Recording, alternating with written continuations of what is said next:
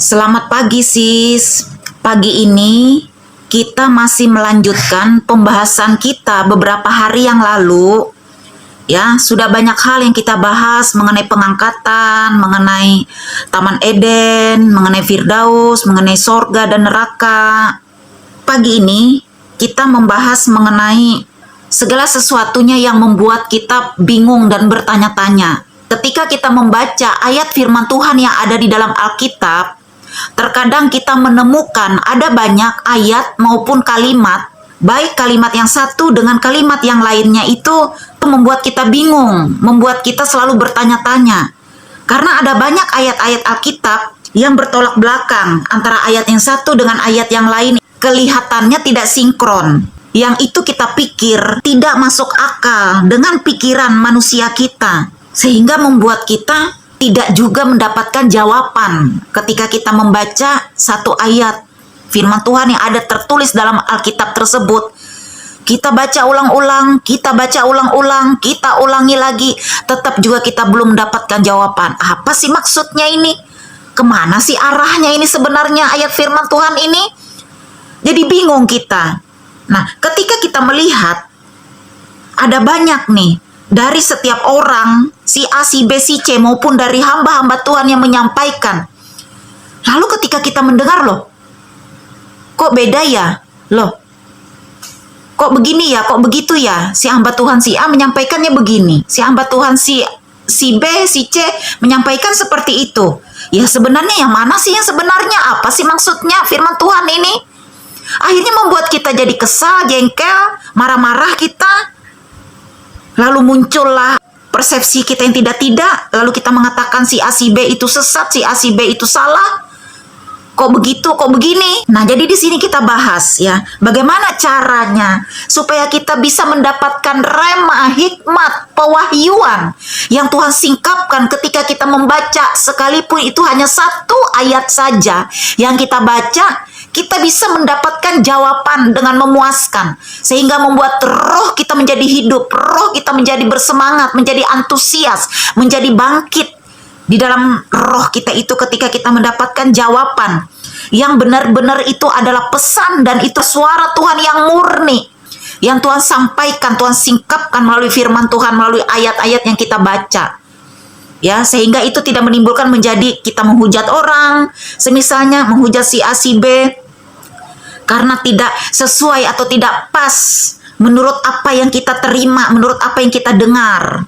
Oleh sebab itu kenapa pentingnya kita saat kita menyelidiki, membaca satu ayat firman Tuhan, kita dipenuhi dengan urapan Roh Kudus, dipenuhi dengan hikmat dan kuasa itu, sehingga itu ada pewahyuan, rema yang menyingkapkan lalu hidup kita, sehingga kita menjadi cerdas di dalam spiritualnya kita saat kita menerima dari ayat firman Tuhan itu.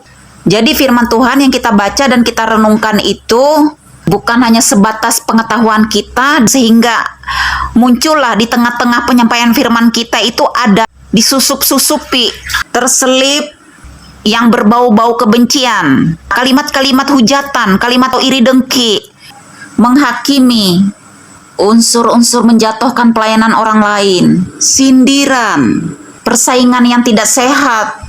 Jadi firman Tuhan itu tidak murni, yang memang benar-benar pesan dari Tuhan yang disampaikan. Jadi pengetahuan disusupi dengan hal-hal yang ada unsur-unsur kebencian, sehingga itu muncullah hujatan yang mengejek, mengolok-ngolok, menghambat, mengkat, menyerang maupun mengintimidasi, menekan, sehingga ketika kita mendengar firman Tuhan itu membuat roh kita terintimidasi, tertekan, dibutakan, menjadi tertidur kerohanian kita. Maka sangatlah penting bagi yang menyampaikan firman Tuhan itu dipenuhi dengan kuasa urapan Roh Kudus. Baik juga yang mendengarkan, demikian juga bagi diri kita yang secara langsung kita menyelidiki atau kita membaca dari satu ayat firman yang ada di Alkitab. Kita juga harus penuh dengan kuasa urapan Roh Kudus. Ini kita ambil beberapa contoh. Pada saat kita membaca di dalam kitab Kejadian 1 ayat 1, di situ ada kalimat yang mengatakan Roh Allah yang melayang-layang di atas permukaan air. Coba kita renungkan kalimat ini. Ada Roh Allah yang melayang-layang di atas permukaan air. Mesti kita akan berpikir dengan akal pikiran kita manusia. Itu tidak masuk akal, bagi kita sesuatu yang aneh. Kalau kita pikir dengan secara itu, kita tidak masuk ke dimensinya Tuhan, secara spiritual, secara supernaturalnya kita masuk di dimensi Tuhan. Kita tidak pernah akan mendapatkan jawaban tersebut. Jadi maksud melayang-layang itu apa sih maksudnya? Kok ada Roh Allah melayang-layang di atas permukaan air? Lah kok bisa ya? Masa iya? Masa bisa? Ya, melayang-layang itu artinya menggambarkan tindakan Roh Allah yang aktif dan bergerak di atas air, menunjukkan kehadiran dan kuasa Allah dalam ciptaan dunia. Atau juga merujuk kepada Roh Kudus yang adalah bagian dari Tritunggal dan aktif dalam penciptaannya, ya. Ada banyak sekali sebenarnya kalimat-kalimat di dalam Alkitab itu. Terkadang nih contoh seperti yang Ibu bahas di penjelasan sebelumnya. Kita perhatikan di dalam 2 Korintus 12 ayat 2 sampai 4. Firman Tuhan, "Aku tahu tentang seorang Kristen 14 tahun yang lampau. Entah di dalam tubuh aku tidak tahu, entah di luar tubuh aku tidak tahu. Allah yang mengetahuinya. Orang itu tiba-tiba diangkat ke tingkat yang ketiga dari sorga." Garis bawahi ya. Tiba-tiba diangkat ke tingkat yang ketiga dari sorga. Ayat 3. "Aku juga tahu tentang orang itu. Entah di dalam tubuh, entah di luar tubuh. Aku tidak tahu, Allah yang mengetahuinya." Ayat yang keempat. "Ia tiba-tiba diangkat ke Firdaus dan ia mendengar kata-kata yang tak terkatakan, yang tidak boleh diucapkan manusia." Kita garis bawahi ya. Tiba-tiba diangkat ke Firdaus. Nah, kalau kita melihat di ayatnya yang kedua, di situ tertulis tiba-tiba diangkat ke tingkat yang ketiga dari sorga. Kalimat ini itu akan membuat kita bingung. Lalu di ayat keempatnya juga mengatakan tiba-tiba diangkat ke Firdaus. Beda ya. Di ayat yang kedua mengatakan di sini tiba-tiba diangkat ke tingkat yang ketiga dari sorga. Sedangkan di ayat keempatnya tertulis tiba-tiba diangkat ke Firdaus. Jadi kelihatannya di sini ada perbedaan kalimat, perbedaan kata. Ya, ke tingkat ketiga dari sorga. Ayat keempatnya diangkat ke Firdaus. Firman Tuhan ini sebenarnya merujuk kepada sorga. Dia memberitahu diangkat ke tingkat yang ketiga, yaitu ke sorga. Sorga yaitu berada di tingkat yang ketiga. Lalu di sini tertulis diangkat ke Firdaus. Ya maksudnya ke Firdaus adalah ke sorga. Ke sorga adalah Firdaus. Jadi sama sebenarnya. Hanya saja katanya beda, kalimatnya yang berbeda. Yang ayat di atasnya mengatakan sorga, ayat di bawahnya mengatakan Firdaus. Sebenarnya merujuk kepada sorga. Sorga ya Firdaus, Firdaus ya sorga. Lalu kita melihat kembali di dalam Wahyu 2 ayat 7. Demikian firman Tuhan, "Siapa bertelinga, hendaklah ia mendengarkan apa yang dikatakan Roh kepada jemaat-jemaat. Barang siapa menang, dia akan kuberi makan dari pohon kehidupan yang ada di taman Firdaus Allah." Nah, di dalam Wahyu 2 ayat 7 ada sedikit perbedaan. Di sini mengatakan Taman Firdaus Allah. Coba perhatikan ya, garis bawahi Taman Firdaus Allah. Yang sebenarnya maksud firman Tuhan ini ya merujuk kepada sorga. Kita melihat lagi ya di dalam Lukas 23 ayat 43. Firman Tuhan, kata Yesus kepadanya, "Aku berkata kepadamu, sesungguhnya hari ini juga engkau akan ada bersama-sama dengan aku di Firdaus." Nah, di dalam Lukas 23 ayat 43, di sini tertulis Firdaus, namun tidak tertulis sorga. Ya, sebenarnya sama, hanya saja yang membedakan di dalam ayat yang lainnya, di dalam 2 Korintus 12 ayat 2 sampai 4, Di sini menjelaskan sorga tingkat yang ketiga. Dan ayat yang di bawahnya tertulis Firdaus. Sebenarnya di sini sama saja. Lalu di Lukas dan Wahyu ini tidak ada tertulis sorga, hanya yang tertulis di sini adalah Firdaus. Nah, kadang-kadang di sinilah membuat kita itu bertanya-tanya dan membuat kita bingung. Akhirnya kita berpikir seperti ini. Sorga itu di mana? Firdaus itu di mana? Sorga di sini ditulis di tingkat yang ketiga, lalu Firdaus di mana? Itu pun pasti kita akan membuat kita jadi bingung.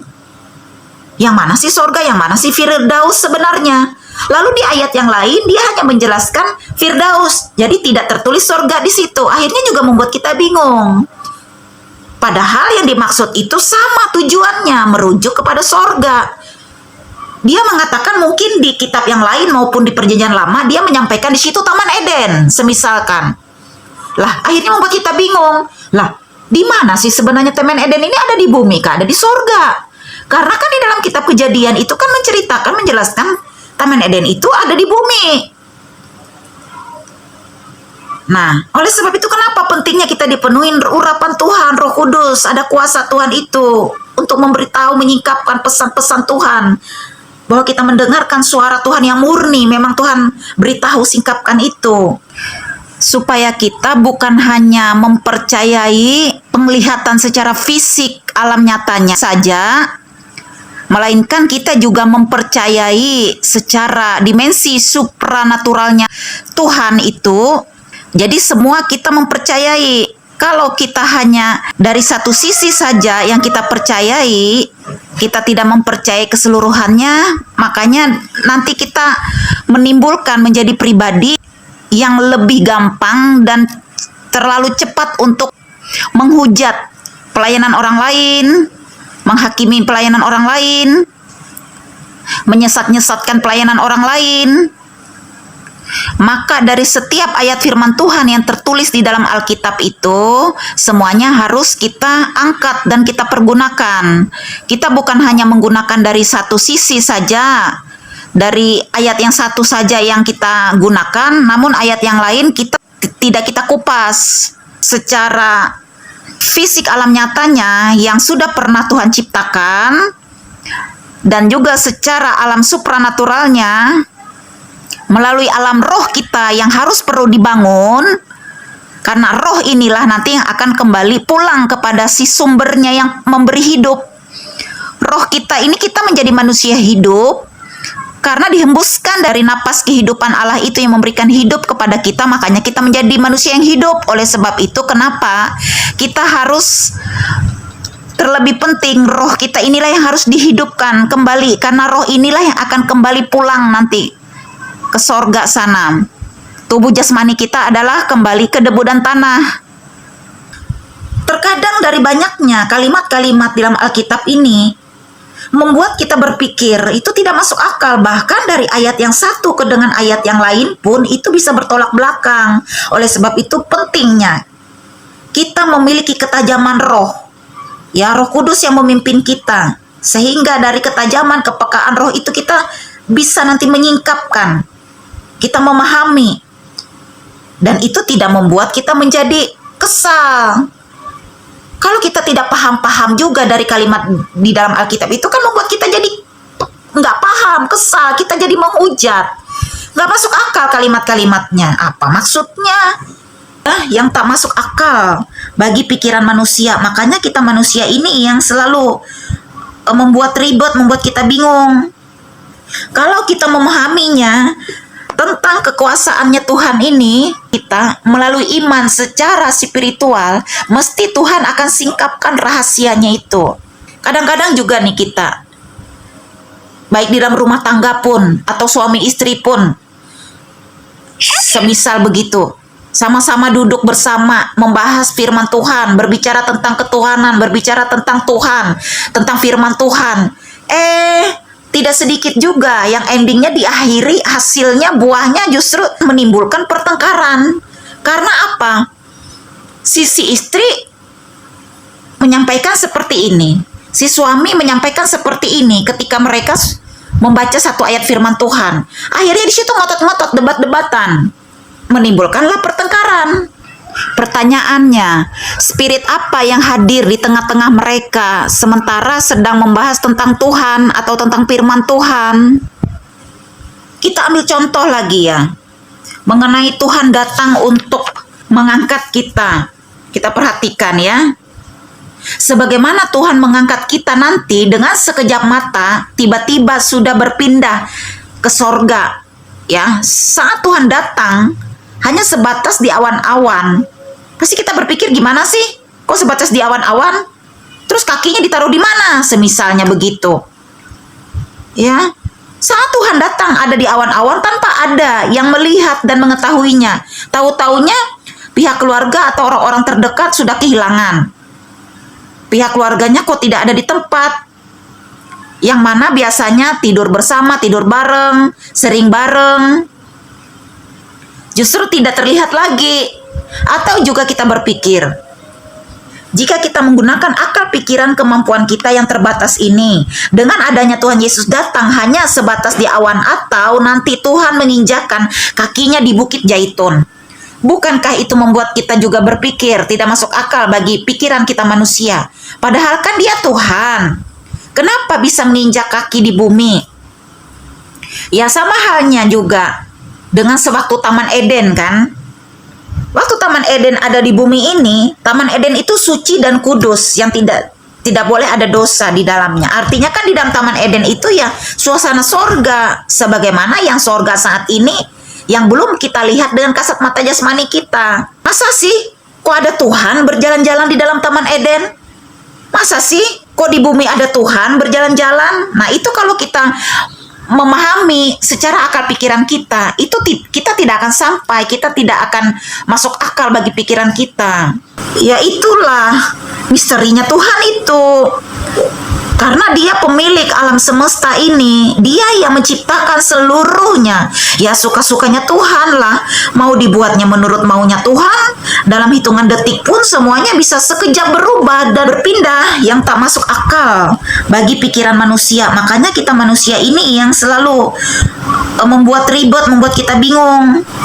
Kalau kita memahaminya tentang kekuasaannya Tuhan ini melalui iman secara spiritual, mesti Tuhan akan singkapkan rahasianya itu. Oleh sebab itu, ya, kita membaca firman Tuhan ini, kita juga harus menjalin hubungan pribadi kita dengan Tuhan, masuk selalu dalam hadirat Tuhan, intim. Hubungan kita dengan Tuhan bukan hanya sekedar kita membaca semacam kita membaca koran, membaca majalah atau komik novel lewat begitu saja. Ya, jadi kita harus mendapatkan hikmat pewahyuan dari isi firman Tuhan itu. Ada banyak contoh-contoh kalimat di Alkitab ya, yang menurut kita itu tidak masuk akal bagi kita. Semacam ini juga ya, waktu Tuhan mengangkat kita sebagai mempelai Kristus, orang-orang kudusnya Tuhan. Mungkin ada juga yang berpikiran seperti ini. Kok enak sekali ya diangkat di awal tanpa melewati proses, misal begitu. Tanpa memasuki di era antikris. Atau juga ada yang berpikir, oh pengangkatan ini nanti di tengah. Atau di akhir setelah cawan murka Allah itu ditumpahkan. Ada banyak orang berpikir, pengangkatan itu di awal. Enggak, pengangkatan itu nanti di tengah. Enggak lah, nanti terakhir setelah sangkakala yang ketujuh ditiup. Atau setelah nanti cawan murka Allah itu ditumpahkan, dibuka meterai itu. Semisal ini pun membuat kita menjadi bingung ketika kita mendengar hal-hal seperti ini. Iya, dari kisah ini pun banyak orang saling debat dan emosi, lalu saling menyesatkan, seolah-olah kita yang mau mengatur Tuhan. Padahal dialah yang empunya kuasa. Tidak ada yang mustahil semua bagi Tuhan. Hanya manusianya yang keras kepala terkadang tidak mau berbalik ke jalannya. Maka Tuhan selalu memberi kesempatan untuk kita diselamatkan. Itu pun juga sewaktu terjadi pengangkatan di akhir masa antikris, masih juga ada yang lolos masuk ke era 1000 tahun damai. Sekalipun sudah mengalami penyiksaan, lalu mereka mawin memunculkan generasi baru. Ya sebenarnya sekalipun diangkat di awal itu, bukan dikatakan kok enak saja sih diangkat di awal tidak mau mengalami proses. Sebenarnya mereka itu sudah selesai melewati proses selama hidup di dunia ini. Mereka pikul salib, sangkal diri, mau berkorban waktu itu. Makanya Tuhan angkat, Tuhan singkirkan terlebih dahulu, mengamankan mempelai-mempelai Kristus ini. Kalaupun mereka yang tertinggal, lalu mereka masuk di era antikris itu, apakah mereka itu tidak mengalami proses? Mereka juga mengalami proses, hanya saja proses yang mereka terima itu mereka sudah ada di era antikris. Semuanya mengalami proses, mau diangkat di awal, di tengah, di akhir, semuanya akan mengalami proses. Yang di awal sudah mengalami proses sewaktu ada di dunia, sewaktu masih ada kasih karunia anugerah Tuhan itu. Lalu yang ada di era masa antikris itu mereka juga mengalami proses. Dan di akhir pun mereka diangkat, mereka juga mengalami proses itu. Diperhadapkan dengan era antikris itu. Kecuali halnya, ya, orang-orang yang sudah diberikan kesempatan oleh Tuhan sampai di masa tribulasi itu untuk menunggu mereka masih mau membuka hati, mereka kembali sadar dan bertobat, ya Tuhan masih memberikan kesempatan untuk menyelamatkan mereka.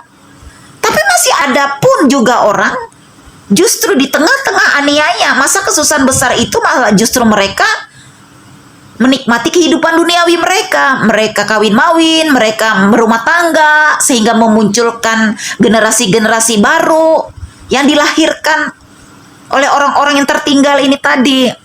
Nah, kalau sudah terjadi seperti itu, kesempatan waktu itu sudah tidak ada lagi. Mau tidak mau Tuhan menggenapi janji firman Tuhan yang tertulis dalam Alkitab, bahwa mereka nanti akan menghadap penghakiman tahta putih itu. Lalu mereka dikumpulkan bersama-sama para antikris. Jadi semua firman Tuhan itu harus disingkapkan melalui iman secara spiritual. Mesti Tuhan akan singkapkan rahasianya itu. Bukan hanya yang satu ayat saja kita singkapkan dan ayat yang lainnya diabaikan. Ketika ada orang lain menyingkapkannya, seolah-olah berusaha untuk dibungkam. Nih, semisalkan kita hanya memakai satu ayat saja. Contoh, di dalam firman Tuhan, tidak boleh engkau bergaul dengan pergaulan yang tidak baik, karena itu akan merusak pergaulanmu yang baik menjadi tidak baik. 1 Korintus 15 ayat 33. Hanya sebatas berhenti sampai di situ saja kita menjelaskannya. Lalu kita memvonis, menentang habis-habisan, membuat patok, stop, sebatas itu. Tidak boleh kamu bergaul di dalam pergaulan yang tidak baik, karena itu akan merusak pergaulanmu yang baik. Nah, kalau kita hanya sebatas satu ayat firman Tuhan ini saja yang kita gunakan, tapi kita lupa dan kita tidak membahas, kita tidak mengangkat ayat firman Tuhan yang lain bahwa engkau harus menjadi garam dan terang dunia. Matius 5 ayat 13 sampai 16. Menjadi garam dan terang dunia berarti kita dimanapun keberadaan kita, ditempatkan dimanapun kita, berarti kita harus menjadi garam dan terang. Sekalipun kita berada di tempat pergaulan yang tidak baik, berarti engkau di situ harus menjadi garam dan terang dunia. Ya, jadi dua ayat firman Tuhan ini sama-sama digunakan. Yang menjadi garam dan terang dunia justru dibungkam, dikubur, tidak diangkat, tidak dijelaskan, tidak diberikan pemahaman, pengertian. Alhasil kita menjadi pribadi yang egois, pribadi yang menutup diri, mengotakkan diri, tidak mau peduli, memikirkan keselamatan diri sendiri lalunya. Menjadi pribadi yang fanatik, selalu merasa suci dan kudus, lalu fanatik dengan orang-orang yang hidup dalam dosa.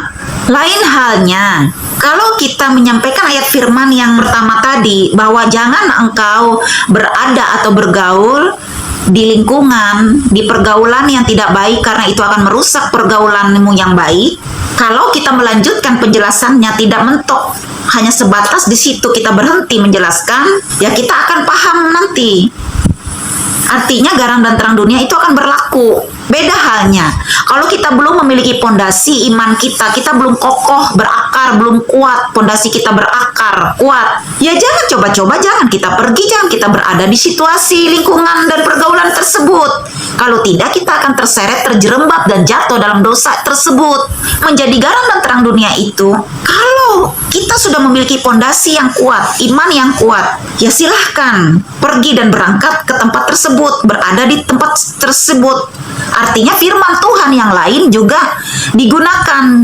Sebagaimana domba diutus ke tengah-tengah serigala. Matius 10 ayat 16. Jadi semua firman Tuhan ini digunakan.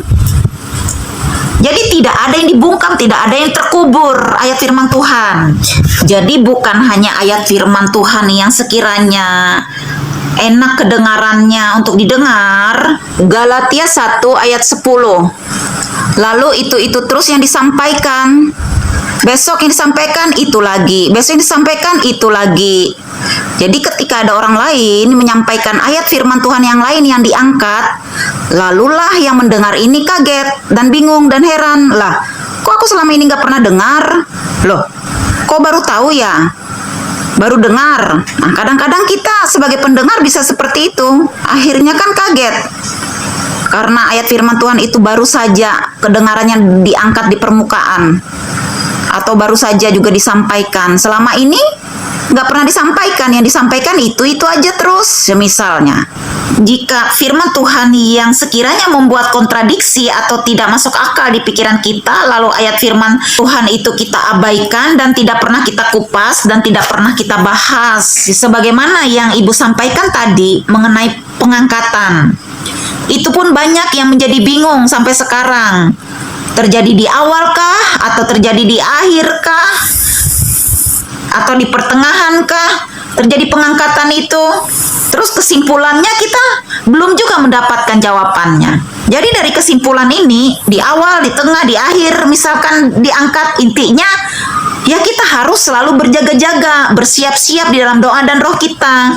Matius 26 ayat 41, Markus 13 ayat 33 sampai 37, Efesus 6 ayat 8, dan Kolose 4 ayat 2. Ketika Tuhan sudah datang tanpa kita ketahui secara rahasia itu, kita sudah siap.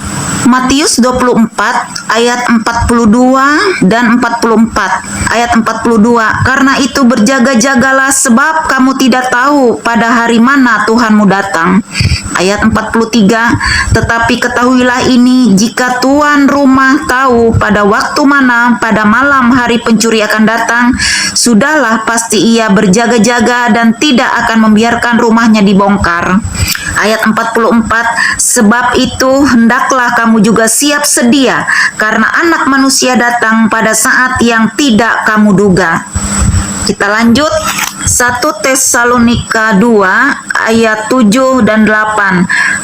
Karena secara rahasia kedurhakaan telah mulai bekerja, tetapi sekarang masih ada yang menahan, kalau yang menahannya itu telah disingkirkan. Ayat 8, pada waktu itulah si pendurhaka baru akan menyatakan dirinya, tetapi Tuhan Yesus akan membunuhnya dengan nafas mulutnya dan akan memusnahkannya kalau ia datang kembali.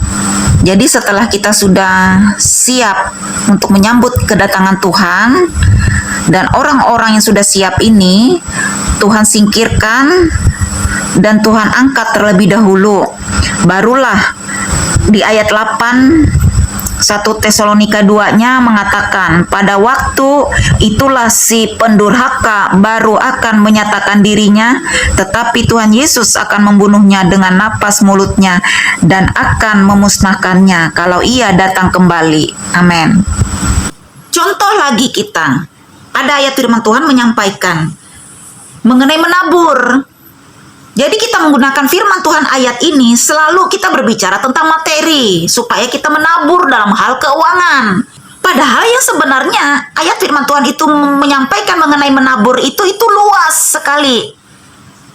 Bukan hanya berbicara mengenai keuangan.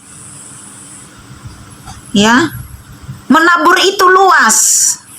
Kita menyampaikan firman, kita menginjil, melakukan hal-hal kebaikan, memberitakan kabar baik. Semua melalui tindakan kita itu, sikap karakter kita yang kita tampilkan di dalam kasih itulah yang dikatakan menabur. Jadi bukan hanya ayat firman Tuhannya yang kelihatannya, kedengarannya enak untuk didengar telinga kita. Jadi ayat firman Tuhan itulah yang selalu kita sampaikan. Akhirnya kan ketika ayat firman Tuhan yang lain yang tidak pernah kedengaran yang disampaikan, ketika ada yang menyampaikan hal itu membuat sesuatu yang aneh. Karena jarang terdengar. Ayat firman Tuhan tersebut menjadi kaget, menjadi bingung. Dan mengatakan, kok aku baru tahu? Semisalnya begitu. Sampai Tuhan datang pun nanti, itu kita menjadi orang yang tertidur, kerohanian kita. Roh kita menjadi tidur, semacam dinina bobokan begitu. Setelah Tuhan sudah datang yang kedua kalinya, baru kita bergegas mencari Tuhan.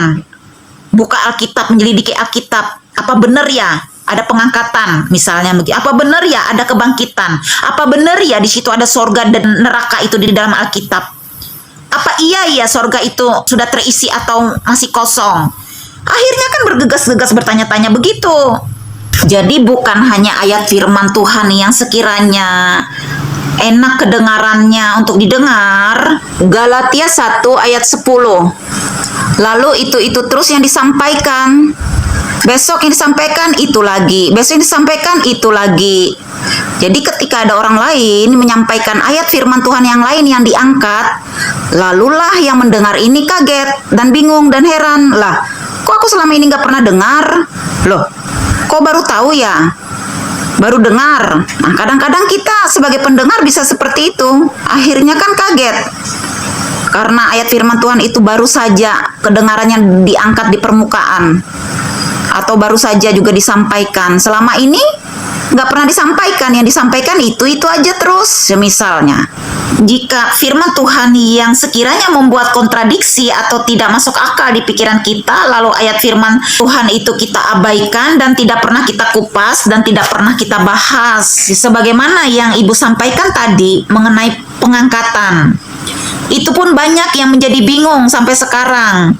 Terjadi di awal kah? Atau terjadi di akhir kah? Atau di pertengahan kah? Terjadi pengangkatan itu? Terus kesimpulannya kita belum juga mendapatkan jawabannya. Jadi dari kesimpulan ini, di awal, di tengah, di akhir, misalkan diangkat, intinya ya kita harus selalu berjaga-jaga, bersiap-siap di dalam doa dan roh kita. Oleh sebab itu, kenapa firman Tuhan tuh lebih banyak memberitahu, menjelaskan. Kita hidup di dunia ini tidak ada melewati jalan yang enak. Ya.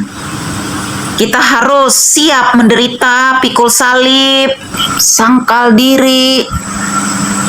Firman Tuhan untuk ikut menderita di dalam 1 Petrus 2 ayat 19 sampai 21.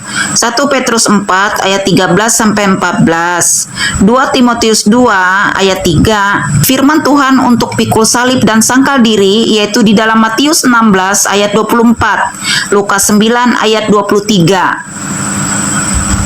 Ibu jelaskan dulu mengenai ayat firman Tuhan ini, yaitu menekankan tentang pentingnya menyangkal diri dan memikul salib untuk mengikut Yesus. Ini berarti bersedia mengorbankan keinginan diri sendiri dan mengutamakan kehendak Tuhan dalam hidup, serta siap menghadapi kesulitan dan tantangan yang muncul karena mengikut Kristus. Ya, maksud dari memikul salib ini bukan sekedar menanggung penderitaan, tetapi juga berarti siap menerima konsekuensi dari mengikut Kristus, termasuk kemungkinan mengalami kesulitan, penolakan, ataupun penganiayaan. Memikul salib juga dapat diartikan sebagai siap melakukan tugas dan tanggung jawab yang diberikan Tuhan. Lalu maksud dari menyangkal diri ini yang artinya adalah menolak keinginan dan ego pribadi, serta bersedia mengutamakan kehendak Tuhan. Ini berarti bersedia mengorbankan kepentingan diri sendiri demi Kristus dan pelayanannya. Sedangkan yang dimaksud untuk mengikut aku di sini, ini merupakan panggilan untuk mengikuti teladan Yesus dalam hidup, termasuk dalam hal kesetiaan, kasih, dan pengorbanan. Bersyukur dirimu, sis. Ya, jika sampai saat ini sudah terdengar ke telingamu penyingkapan seperti ini, sekalipun dirimu saat ini ya mata jasmanimu tidak melihat dan engkau tidak bisa lagi untuk membaca Alkitab, namun sebelum-sebelumnya engkau sudah pernah ya membaca Alkitab, misal seperti itu. Percaya, benih itu tidak akan kembali dengan sia-sia. Pasti ia terus bekerja di dalam kehidupanmu itu. Ya, bersyukur jika engkau sudah mendengarkan rahasia Tuhan mengenai persiapan untuk keselamatan ini. Jangan sampai waktunya nanti kaget, oh tidak terselamatkan setelah menghadap sidang pengadilan. Oleh sebab itu, kenapa firman Tuhan tuh lebih banyak memberitahu, menjelaskan. Kita hidup di dunia ini tidak ada melewati jalan yang enak, ya.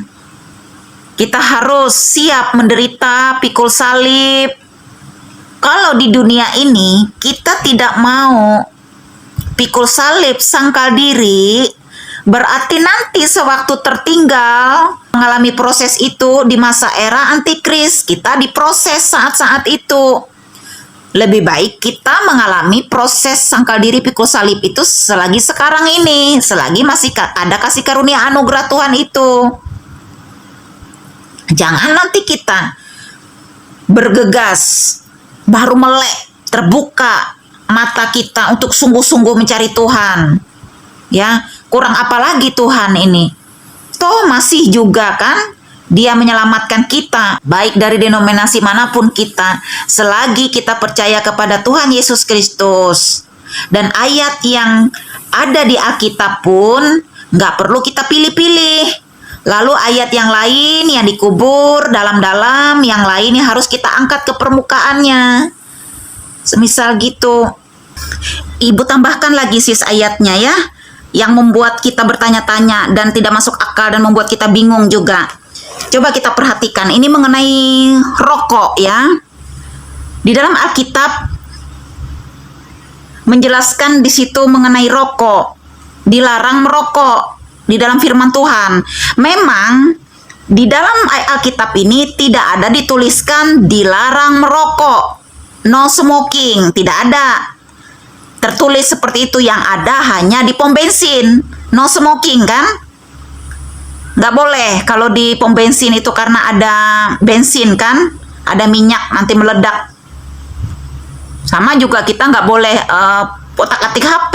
Di dalam pesawat pun kita tidak boleh otak-atik HP kan, berbahaya, membahayakan. Nah, jadi mengenai rokok ini dalam Alkitab coba kita baca di sini. Ya. Di sini tidak ada tertulis dilarang merokok. Di dalam Ayub 20 ayat 12 sampai 17. Firman Tuhan, sungguh pun kejahatan manis rasanya di dalam mulutnya, sekalipun ia menyembunyikannya di bawah lidahnya, menikmatinya serta tidak melepaskannya dan menahannya pada langit-langitnya. Namun berubah juga makanannya di dalam perutnya, menjadi bisa ular tedung di dalamnya. Harta benda ditelannya, tetapi dimuntahkannya lagi. Allah yang mengeluarkannya dari dalam perutnya. Bisa ular tedung akan diisapnya. Ia akan dibunuh oleh lidah ular. Ia tidak boleh melihat batang-batang air. Amin, firman Tuhan. Sekarang ada berapa ayat lagi ya mengenai rokok ini di dalam 1 Korintus 6 ayat 19 sampai 20. Firman Tuhan, Atau tidak tahukah kamu bahwa tubuhmu adalah bait Roh Kudus yang diam di dalam kamu, Roh Kudus yang kamu peroleh dari Allah, dan bahwa kamu bukan milik kamu sendiri, sebab kamu telah dibeli dan harganya telah lunas dibayar. Karena itu muliakanlah Allah dengan tubuhmu. Ya. Jadi ayat firman Tuhan ini sebenarnya konteksnya ini luas sekali, bukan hanya berbicara tentang rokok saja. Tidak boleh merokok, karena tubuh kita adalah tempat kediaman Roh Allah. Tempat tinggal Roh Kudus, Roh Allah ada di dalam kita. Tidak boleh kita cemari melalui asap rokok, misalkan. Seperti itu. Nah, jadi ayat ini bukan hanya menjelaskan tidak boleh merokok.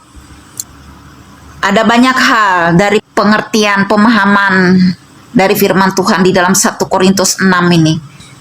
Ayat 19 sampai 20. Karena tubuh kita adalah bait Tuhan, ya artinya kita harus jaga tubuh kita, bukan milik kita tetapi milik Tuhan. Kalau milik Tuhan berarti kita harus jaga sedemikian rupa. Tidak boleh kita memasuki melalui bentuk apapun saja benda-benda asing ke dalamnya. Berbentuk cairan, berbentuk asap, apapun lah itu. Ya. Sekarang kita buka lagi di dalam Roma 8 ayat 6. Firman Tuhan, karena keinginan daging adalah maut, tetapi keinginan roh adalah hidup dan damai sejahtera. Ayat 6, karena keinginan daging adalah maut, tetapi keinginan roh adalah hidup dan damai sejahtera. Ya, jadi ada beberapa contoh 3 ayat ini tadi memang tidak ada di situ dituliskan dilarang rokok gitu. Ya, hanya saja kan segala sesuatunya perbuatan daging. Keinginan daging adalah maut, tetapi keinginan roh adalah hidup dan damai sejahtera. Kita mau milih yang mana untuk tubuh kita ini, supaya tubuh kita ini menjadi sehat. Selain tubuh kita ini nanti, ya memang saat kita sudah waktunya kita meninggal dunia, ya tubuh kita ini tidak berguna lagi, akan dimakamkan kembali ke debu dan tanah. Jadi tubuh, tempat kediaman Roh Allah itu kita mau diisi dengan keinginan roh atau keinginan daging. Jadi itu dulu sementara yang kita bahas, nanti lain kali kita sambung kembali ya. Terima kasih untuk kalian yang sudah mau mendengarkannya. Terima kasih. Tuhan memberkati. Amin.